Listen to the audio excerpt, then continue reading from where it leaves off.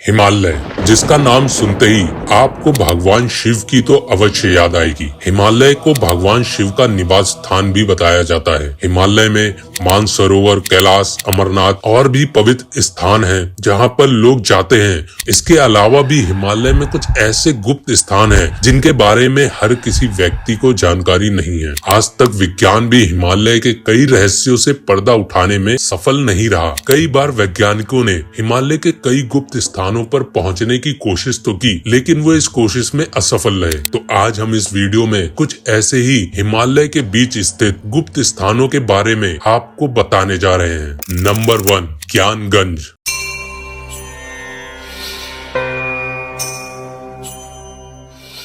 ज्ञानगंज ऐसी पवित्र भूमि है जहां पर माना जाता है कि बड़े बड़े ऋषि मुनि और यहां तक कि हमारे चिरंजीवी भी यहीं पर रहते हैं। आधुनिक समय में ज्ञानगंज तिब्बत में कैलाश पर्वत और मानसरोवर झील के निकट स्थित बताया जाता है। धार्मिक मान्यताओं के अनुसार इस जगह पर एक आश्रम है जिसका निर्माण विश्वकर्मा जी ने किया था।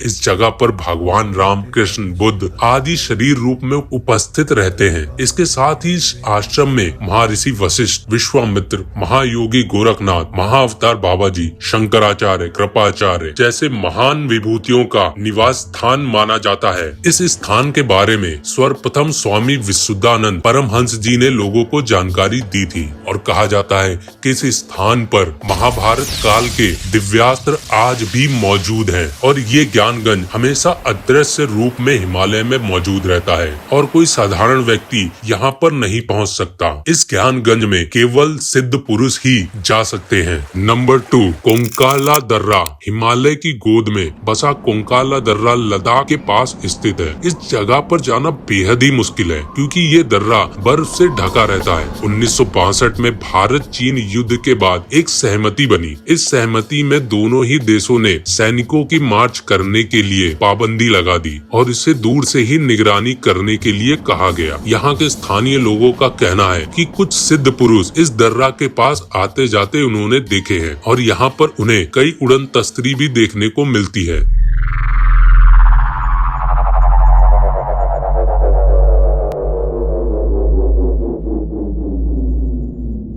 और कहा जाता है कि समय समय पर यहाँ एलियंस आते जाते रहते हैं। इसीलिए कोंकाला दर्रा में एलियंस की आने जाने की रहस्य आज भी बरकरार है, जिसे वैज्ञानिक अभी तक सुलझा नहीं पाए हैं। नंबर 3, गंगखर पुनसुम। जानकारों की माने तो यह दुनिया का सबसे ऊंचा पर्वत है और ये दुनिया का एक लौता पर्वत भी है जिसकी चोटी तक कोई भी पर्वतारोही नहीं पहुंच सका। यह पर्वत भूटान में है। लोगों का मानना है कि इस पर्वत पर अर्धमानव यानी कि येती रहते हैं। कई बार पर्वतारोहियों ने और यहाँ के स्थानीय लोगों ने यहाँ पर येती का मौजूद होने का दावा किया है। तिब्बत के लोग इससे डरते हैं और इस पर्वत को भगवान की तरह मानकर इसकी पूजा करते हैं। नंबर 4, टाइगर नेस्ट मठ। यह मठ खड़ी चट्टानों के बीच स्थित है और इस मठ के मध्य में एक गुफा है और ऐसा कहा जाता है कि गुरु पद्म संभवा ने 3 साल 3 महीने 3 दिन और 3 घंटे तक यहाँ पर कठिन तपस्या की थी।